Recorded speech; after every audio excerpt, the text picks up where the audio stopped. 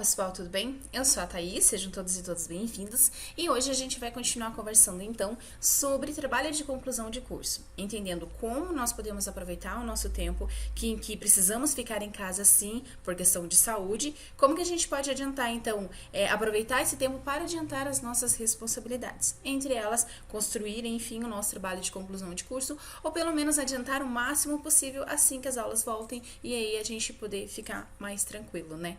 Então, só relembrando, nos vídeos anteriores, vocês podem estar procurando aí no canal, a gente falou então sobre quais são as primeiras coisas que nós precisamos para o nosso trabalho de conclusão de curso, que é o entendimento do nosso tema, possibilidade de um título que não precisa ser o mesmo até o final, a necessidade de um problema de pesquisa, uma questão que me inquiete para que eu possa pesquisar isso cientificamente, o campo e o universo de pesquisa para que eu entenda então como que vai ser a base do meu trabalho de conclusão de curso, os sujeitos que participarão, que seriam as possibilidades de amostra, né? Amostra de pesquisa dentro do meu projeto. O objeto de pesquisas que não são os sujeitos, a gente nunca pode chamar sujeitos, pessoas, profissionais, usuários, clientes, pacientes de objeto, eles são sujeitos de pesquisa. E os nossos objetivos que precisam estar claros, que vão ser a base para os nossos capítulos, que vai ser o nosso objetivo geral, né? Que vai ser uma coisa mais ampla, entender, por exemplo, que a gente tinha trabalhado lá o sigilo profissional, né? Entender qual é a dificuldade de se concretizar o sigilo profissional dentro do campo, independente de qual área, né? A gente tinha utilizado o campo enquanto CRAS na cidade de Ponta Grossa, então qual é os principais desafios da concretização do sigilo profissional dentro dos CRAS na cidade de Ponta Grossa. Os objetivos específicos é onde a gente vai esmiuçar, então, de como a gente conseguir responder essa questão, né? Dentre os objetivos específicos, caracterizar a região, entender o que significa CRAS, compreender o que significa, aí no específico, a área de serviço social, né? O serviço social naquela cidade determinada, naquele determinado país, se isso é diferente em outras regiões. Caracterizar, então, esmiuçar todo o teu objetivo geral para que ele possa, então, dar o fundamento para todo o teu escopo do teu trabalho de conclusão de curso. E sempre entendendo os objetivos gerais é que vai nos dar esse fundamento para cada capítulo que a gente for trabalhar. Geralmente é indicado, né, até 3 ou 4 objetivos específicos, senão o trabalho fica bem grande mesmo. Nós tínhamos falado meio por cima sobre a estrutura, então eu trouxe para vocês essa figura que eu achei na internet, se vocês procurarem lá, vocês vão ver, tá ali bem fácil, que mostra mais ou menos como que seria a estrutura do nosso trabalho e que ajuda a gente a ver, então, o que eu preciso ter aqui. A capa, né, geralmente aquela capa, tem lugares que é capa dura e tal, mas, né, geralmente aquela capa que a gente vai ali na Authentic da vida, nas Manarins da vida, sei lá, não vou fazer propaganda porque eu não ganho disso, né? Mas nas impressoras aí da vida, e mostra então, tem a capa, que vai estar o nome da universidade, seu nome, o título do trabalho, cidade e ano. A folha de rosto, folha de aprovação, essa folha de aprovação vem depois, quando vocês apresentarem a banca de vocês, a dedicatória, agradecimentos, epígrafe, resumo estrangeiro, que não é todas as universidades que pedem, algumas pedem, né? No caso, na cidade de Ponta Grossa, a UEPG, no curso específico, o Serviço Social não pede, mas pode ser que algum outro tenha, então isso não é específico para todos os cursos, não. Então tem alguns que pedem, outros não. A lista de ilustrações, que vai estar a lista de ilustrações, de tabelas, siglas, o sumário, a introdução, desenvolvimento, conclusão, as referências, apêndice, anexo e capa. Então, tudo isso, ele tem, então, uma estrutura específica, que vai ser o verso, então, da folha, de rosto e a ficha catalográfica, os elementos pré-textuais, que vai ser tudo isso que vai anteceder os teus capítulos, os elementos textuais, que vai ser os seus capítulos, e aí os elementos pós-textuais, que vai ser as tuas referências e tudo, de acordo com a norma da BNT, gente, isso é muito importante, tá? E aí, beleza, nosso assunto de hoje. Já sei de tudo isso, como que tem que ser a estrutura, como que as coisas têm que funcionar, mas e aí, como que eu escrevo? É a parte mais difícil mesmo do trabalho, como que eu vou escrever? Gente, para escrever, eu preciso sim fazer o que? A pesquisa, né? Lembra que a gente tinha falado lá sobre fazer o nosso levantamento ali na plataforma, que foi exemplo, uma das plataformas, né, base de pesquisa, a CAPES, para que eu possa ter aí uma base de dados que vai me dizer se a minha pesquisa ela é importante ou não, se ela tem relevância ou não, e aí eu poder provar que aquilo que eu quero estudar é importante. Então, através da pesquisa, e existe um tipo de pesquisa só? Não, gente, não existem. Existem vários tipos de pesquisa e que ela vai se moldar de acordo com qual é o meu objetivo, a minha finalidade. Então, eu posso ser um médico e quero comprovar a importância de um determinado remédio ou um determinado procedimento. Eu posso ser um educador físico e quero mostrar como que aquele movimento, aquele exercício pode contribuir num determinado problema de saúde, de sedentarismo, sei lá, alguma coisa. Então, eu vou utilizar diversos tipos de pesquisa para comprovar uma determinada coisa que me inquieta. Dentre essa pesquisa, para que eu possa, então, estar descrevendo, eu preciso deixar claro, então, qual que é o caráter da minha pesquisa. E esse caráter, então, ele precisa ter claro assim, nosso trabalho é conclusão de curso, dentro de uma universidade. Isso significa que nós estamos construindo um trabalho científico, pelo menos na maioria das vezes, né? E aí, então, ela vai ser uma pesquisa científica. Esse caráter de pesquisa é um caráter de pesquisa científica que vai englobar, então, todos os tipos de pesquisa, que vão se basear em procedimentos, e aí que vai dar esse caráter científico. E caráter científico quando a gente vai até o campo ou a gente testa determinadas situações, determinadas coisas, e aí a gente consegue comprovar através dos nossos resultados que ele tem potencialidade ou ele não tem potencialidade, existem problemas ou não. E todas essas pesquisas realizadas, então, no âmbito acadêmico, elas podem ser consideradas, então, científicas. Mas elas vão ser científicas, elas puderem ser categorizadas em diferentes metodologias, que vai ser o que a gente vai trabalhar hoje. E essas metodologias vão se desenvolver de acordo com nossos objetivos. Por isso, então, gente, que os objetivos são tão importantes. Nossos objetivos, a finalidade e a estrutura, que nós já demos uma olhada meio por cima já. Então, a cientificidade do nosso trabalho de conclusão de curso, que é o nosso foco, ela vai estar na finalidade, que vai ser o tipo de contribuição que o nosso estudo vai trazer para a ciência, o retorno para a sociedade, né? Principalmente eu enquanto pessoa estudando na universidade pública, né? A pesquisa científica, ela pode ser classificada, então, como uma pesquisa básica e uma pesquisa aplicada. A abordagem, que vai ser utilizada pelo pesquisador no estudo, e que pode ser categorizado em pesquisa qualitativa, quantitativa ou quanti-qualitativa, quali-quantitativa, né? Essa, geralmente, na área de serviço social, é muito utilizada a pesquisa qualitativa e a quali-quantitativa. Quali-quantitativa geralmente é mais, porque nós trabalhamos tanto esse olhar mais qualitativo dentro da realidade social, mas também trazemos dados, também trazemos amostras, e isso é importante ser destacado. E os objetivos, que a gente fica batendo na tecla, que é importante, que vai ser o tipo de conhecimento que o pesquisador ele vai querer produzir, que pode ser, por exemplo, através da pesquisa exploratória, né? Eu vou explorar para ver aquela realidade, da pesquisa descritiva, eu vou descrever cada procedimento que foi realizado, e da pesquisa explicativa. Essa imagem aqui, gente, eu também achei dentro da internet lá, né, no Google, na Imagens, e vocês podem também ver. Mas eu achei que ela é bem legalzinha pra gente ter um resumo, assim, então, sobre essa compreensão do que seria a natureza, do que seria método. Então, dentro da natureza, a gente vai ter que, por exemplo, a pesquisa qualitativa ou quantitativa. Aqui, esse Valentim, ele vai mostrar, então, que a pesquisa qualitativa e quantitativa, ela tem, por exemplo, possibilidade de trabalhar a pesquisa experimental, né? Geralmente utilizada muito na área médica, área de farmacêutica, também educação física, né? A pesquisa bibliográfica, que eu acredito que todas as áreas elas acabam trabalhando, porque a gente precisa fazer um levantamento bibliográfico. Dentro do serviço social, isso é bem mais utilizado, né? Nós temos muito, precisamos buscar dados, coisas que já tem escrito sobre aquilo para mostrar a nossa relevância. A pesquisa descritiva, geralmente a gente acaba casando algumas pesquisas, né, dentro do nosso trabalho, bibliográfica, descritiva e documental, ou só uma ou só duas, mas geralmente 2 a 3 pesquisas a gente acaba trazendo. A documental, que vai ser, então, o levantamento através de jornais, através de documentos, leis, uma pesquisa que é realizada, por exemplo, eu vou no fórum e quero fazer uma pesquisa sobre violência doméstica. Então, eu vou fazer um levantamento de todos os documentos que existem lá, registros de atendimentos realizados e mostrar qual que é o índice de violência doméstica num determinado município. É uma possibilidade. E a pesquisa histórica. E aí, eu tenho, então, a natureza da minha pesquisa e eu tenho o método, que é a pesquisa que eu vou trabalhar. Os métodos que eu vou trabalhar, então, na pesquisa experimental, são os testes, experimentos de laboratório, né, por isso muito utilizada na área médica. A história, né, na pesquisa história documental, história oral, história de vida, geralmente utilizado na pesquisa histórica, né? A bibliometria e a cientometria.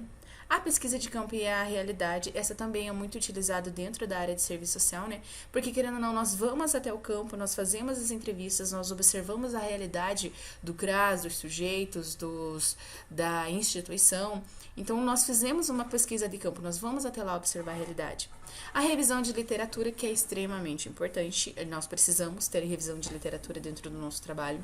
E análise de literatura.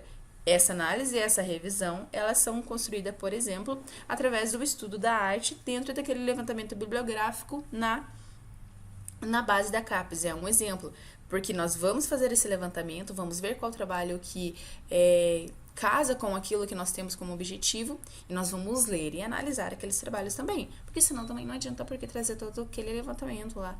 E análise de conteúdo. Essa análise de conteúdo também é muito utilizada dentro dos trabalhos de serviço social, porque nós vamos analisar todos os resultados que nós conseguimos. Essa análise de conteúdo também é uma das possibilidades também para a gente trabalhar com dentro das técnicas, né?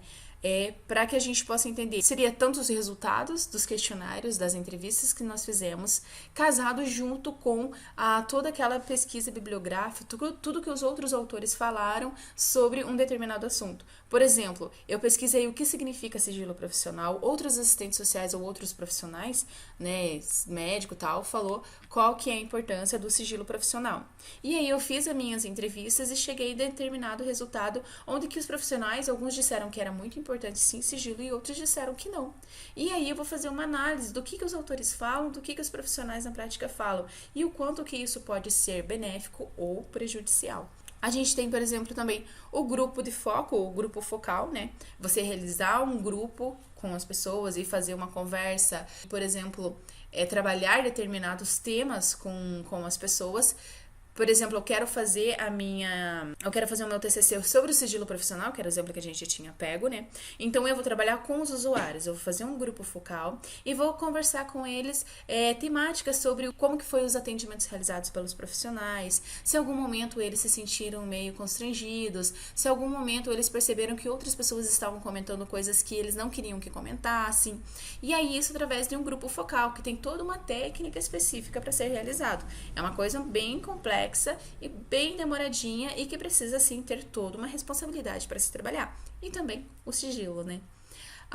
O discurso do sujeito coletivo é um exemplo também de método de se trabalhar, que vai ser, eu vou analisar como que as pessoas falam sobre um determinado assunto, fiz lá meu grupo focal, todo mundo fala a mesma coisa, e aí eu vou analisar o discurso dessas pessoas e ver o que existe de comum ou incomum dentro dos discursos. Aí o estudo de caso, né, eu vou ter um caso específico, eu, por exemplo, quero falar sobre sigilo profissional, mas específico de uma região ou um caso específico, e eu vou fazer uma análise de caso daquele caso, daquela realidade. Análise de redes sociais, aí pesquisação e pesquisa participante. A pesquisação para TCC, ela geralmente não é muito indicada, porque você geralmente tem aí 1 ano para fazer a tua pesquisa, né? Para mestrado também ela não é tão indicada, geralmente os professores não indicam, porque a pesquisação ela requer que você faça toda essa análise e no final você produza um resultado, você produza dentro dos usuários ou daqueles profissionais, das pessoas que participaram, uma ação. Por isso que é pesquisação. Eles precisam, a partir de tudo que a vivência que teve contigo, criar uma outra possibilidade, uma intervenção, um projeto, alguma coisa. E a pesquisa participante é o que geralmente na nossa área a gente acaba realizando, porque nós vamos até o campo, nós fazemos entrevista com as pessoas, nós observamos a realidade, a gente conversa com os usuários, conversa com os profissionais, então a gente participa daquela realidade. E aí isso nos ajuda também enquanto suporte metodológico, porque muitas vezes a gente acaba colocando percepções nossas opiniões dentro do trabalho. E aí que diz que quando a gente fala sobre neutralidade, ele é muito complexo, porque eu digo que o meu trabalho é neutro, mas em algum momento eu sempre coloco a minha opinião lá. Então, quando a gente diz que ela é pesquisa participante, meio que você já tem claro que isso é possível de acontecer dentro do trabalho. E aí, pesquisa de protocolo. Bem, assim, bem em síntese, essa imagem eu acredito que pode ajudar, que vai dizer então que a pesquisa bibliográfica ela vai ser um estudo sistematizado desenvolvido por meio de material escrito, gravado ou filmado de acesso ao público em geral. Que é, por exemplo, os livros, vídeo do YouTube, os artigos, resenhas, tudo isso é pesquisa bibliográfica. Filmes é uma possibilidade também de você utilizar como meio de pesquisa. Pesquisa de campo, que vai ser a investigação que coleta dados no local, na qual vai se buscar informações sobre determinado objeto, a fim de comparar os dados coletados com um referencial teórico sobre o dado. Isso aí é o que geralmente a gente vai fazer. A gente vai até o CRAS, fazer entrevista com os profissionais, coletar documentos e descobrir se aquela realidade existe ou não. Foi um caso só que você observou por um acaso dentro do teu estágio ou algum lugar que você tenha aí se questionado. A pesquisa documental, então, que vai ser o seu estudo, que vai ser dado com base nos documentos, tudo aquilo que pode ser registrado e pode servir de objeto dessa pesquisa. O seu objetivo ele vai ser o registro de informações e a organização destes, que é o exemplo lá dentro do fórum. Eu quero falar sobre violência doméstica e ver, por exemplo, se a gente utilizar hoje, dia 25 de março de 2020, a gente vai dizer, por exemplo, nós estamos numa realidade em que todas as pessoas precisam ficar em casa, porque existe uma possibilidade de você se contaminar com o vírus, que é um vírus que pode ser muito prejudicial para pessoas idosas, grupos de risco, e aí então a gente tem que ficar em casa. Só que foi observado que houve um aumento nas denúncias de violência doméstica e violência intrafamiliar. Ora, isso é muito estranho, né? E muito ruim. Então, eu vou fazer a minha pesquisa documental e eu quero questionar essa realidade, de mostrar, será que realmente a violência doméstica e intrafamiliar, ela diminuiu no Brasil? Ou essa violência, ela foi mascarada pela acessibilidade ou pela correria do dia a dia dos trabalhadores e trabalhadoras no Brasil? Será que é uma possibilidade, uma pergunta? Então, eu vou até o fórum, eu faço a minha pesquisa documental e aí eu caso as informações de qual era o índice antes desse convite, né? De qual que era o índice de denúncias de violência doméstica intrafamiliar e como que é o índice de violência doméstica intrafamiliar agora nesse período. Então, eu vou ver, nossa, existe uma relação aí muito grande. Talvez as pessoas elas tenham parado de denunciar ou denunciado menos porque elas estavam menos em casa, menor tempo em casa. Agora elas estão em maior tempo em casa e isso acaba gerando mais conflitos e deixando as pessoas que sofrem violência mais, deixando elas à mercê de possibilidades de violência em suas diversas expressões. É um exemplo também.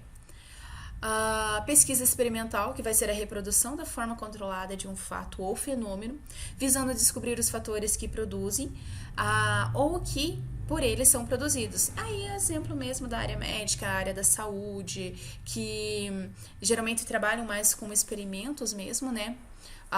Também tem experimentos, mas experimentos sociais. Mas é uma coisa que demora mais tempo e geralmente não é feito dentro de um TCC num serviço social, né? Mas é um exemplo também. A pesquisa participante, que vai ser de cunho social, que vai envolver diversas pessoas da sociedade para estar analisando, então, a sua própria realidade, e vai ser uma atividade educativa e de ação social. Geralmente, isso é muito utilizado no serviço social. A pesquisação, então, que vai envolver mais de um pesquisador de áreas distintas e que vão estar, então, debruçados sobre o mesmo problema, propondo soluções diversas. Então, eu vou trabalhar junto com as pessoas, eu vou analisar aquela realidade e vou, junto com elas, propor possibilidades de mudança ou algum projeto. E o estudo do caso, que vai buscar detalhar e aprofundar um caso determinado já acontecido ou observado no local, a partir de determinadas fontes teóricas. Então, assim, em síntese, uns exemplos de pesquisas, tipo de pesquisa seria esse, que a gente pode estar utilizando no nosso TCC. Então, o que eu preciso entender dentro dessa realidade metodológica? Que cada método científico, então, ele vai exigir uma modalidade específica, um procedimento específico para a minha análise e para a construção do meu trabalho. Então, para cada modalidade de pesquisa, haverá um procedimento de coleta de dados e análise desses dados, que, em geral, por exemplo, para a pesquisa quantitativa, que em geral, sim, ele vai ser próximos tanto para a pesquisa quantitativa quanto a qualitativa, mas existem alguns detalhezinhos ou outros que os diferenciam. Entre eles, o experimento de campo, que vai ser a alteração proposital sobre o objeto de estudo, que tem então a intenção de estar medindo padrões de comportamento e relação entre as variáveis. A pesquisa descritiva, que geralmente é utilizada na pesquisa quantitativa. A pesquisa descritiva, que vai ter essa grande quantidade de informações coletadas, reduzidas a indicadores que vão descrever os fenômenos. Não que isso não seja utilizado na pesquisa qualitativa, sim, ela é utilizada. E aí a gente também tem uma gama de amostras, e isso vai variar muito de qual que é a intencionalidade ou finalidade daquela pesquisa que eu estou realizando, mas ela geralmente é utilizada na pesquisa quantitativa, mas não significa que também não é na qualitativa.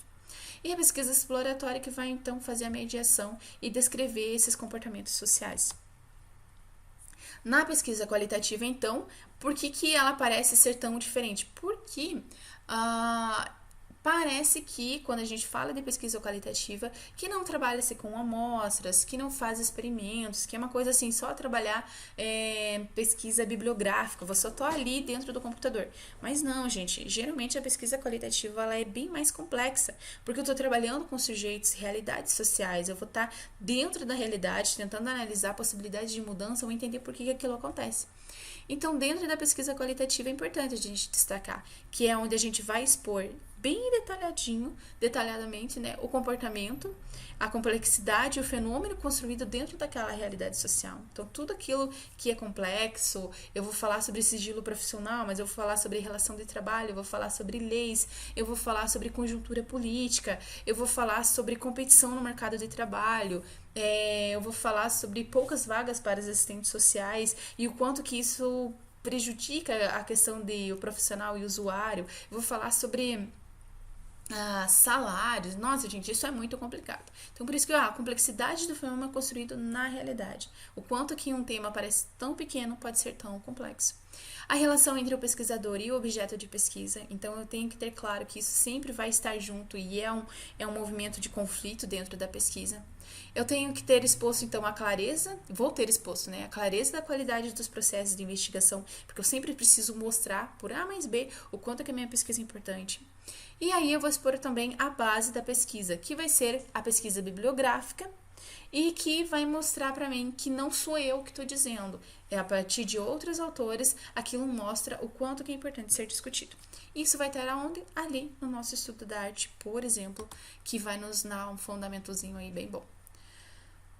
E esse estudo e todo esse procedimento ele vai ser realizado através do quê? Então, através de, que a gente chama, né, que são as nossas técnicas de pesquisa, que vai ser através da amostragem, por isso que eu digo que a amostragem ela não é específica só da pesquisa quantitativa, ela também faz parte da pesquisa qualitativa, por isso que daí chama que é pesquisa quantitativa, porque daí tem os dois.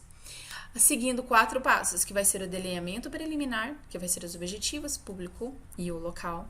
A formatação, que vai ser os questionários, vai ser testes, ajuste, delineamento das questões, a elaboração final e aplicação do questionário, o cálculo estatístico. Então, gente, para serviço social, por exemplo, nossa, vou fazer serviço social porque não tem matemática. Tem sim, gente. Tem muita matemática e a gente precisa trabalhar muito os dados gráficos e mostrar por A mais B o quanto que aquilo é importante. Porque a gente está trabalhando, por exemplo, direitos, a gente está trabalhando dignidade humana, então isso é importante. Coleta de dados, então, que vai ser o trabalho de campo, e a finalização e análise e interpretação dos dados, que vai ser toda a análise daqueles resultados que nós tivemos. Outras técnicas, então, a documentação, entrevistas, que é entrevistas diretas ou não diretas, que, por exemplo, uma entrevista por telefone, sabe? Que é uma possibilidade para a realidade que nós estamos hoje. Gostaria de continuar o meu trabalho e quero fazer minhas entrevistas por telefone. É um meio. Entrevistas estruturadas, mas também pode ser semi-estruturadas, né? E eu vou anotando enquanto a pessoa fala. História de vida, que eu vou estar lá acompanhando, gravando com a permissão da pessoa aquela realidade, de acordo com o meu objetivo. A observação participante, ou não, a observação participante, eu tô lá indo no campo, tô participando junto com eles, e aí, ou não, que eu só tô observando, mas eu não converso com ninguém, eu não dialogo, eu só tô lá.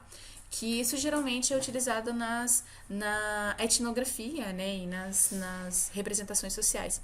E o questionário, que também pode ser estruturado ou semi-estruturado, que eu posso estar indo entregar o questionário para a pessoa, ou posso fazer, como a gente trouxe de exemplo no vídeo passado, o questionário online através da plataforma do Google. É um exemplo. Existem outras plataformas também que dá para fazer questionários online. Beleza, gente. Acho que assim, por hoje era isso. Eu espero que possa ajudar em alguma coisa esses vídeos, que vocês realmente tenham aí esclarecimento de algumas dúvidas e que realmente consigam aproveitar esse tempo, que é complexo, é bem puxado, mexe muito com o nosso psicológico, mas assim, quanto mais a gente deixar a nossa cabeça ali trabalhando, buscar a possibilidade de as coisas somar realmente para a nossa vida, fica um pouco mais fácil ficar em casa e encarar esse desafio de uma forma positiva. Eu espero que isso tenha ajudado vocês mesmo, que vocês estejam aí gostando. Se vocês estiverem gostando e alguma coisa, vocês tiverem alguma dúvida, peço para que vocês, por favor, comentem, deixem aqui no comentário, olha, eu gostaria mais de saber sobre isso, eu não entendi sobre aquilo, gostaria que você trouxesse outro assunto, seria bem legal também. Pra quem não é inscrito, me peço de coração, se inscreva aí, gente, por favor. E aí, deixa seu like também, se caso você tenha gostado. Muito obrigada mesmo, a gente se vê na próxima. Muita saúde, paz, saúde do corpo e saúde psicológica pra todos. E, principalmente, pessoal, a gente precisa ficar em casa assim tal, mas se vocês estiverem passando por algum processo de violência, ou souberem de alguém que esteja sofrendo violência, denuncie, porque não são todos os serviços que estão parados. Para os serviços principais que estão relacionados à vida, eles ainda estão funcionando, então ligue para a polícia, né? Ligue 190, 180, denuncie, não fique sofrendo violência em casa e não, se vocês verem que alguma pessoa que vocês conhecem, não permita que a outra pessoa também esteja sofrendo violência, gente, tá? Se acontecer, denuncie, beleza? Nada é desculpa para ser violento. Muito obrigada, a gente se vê na próxima e até mais.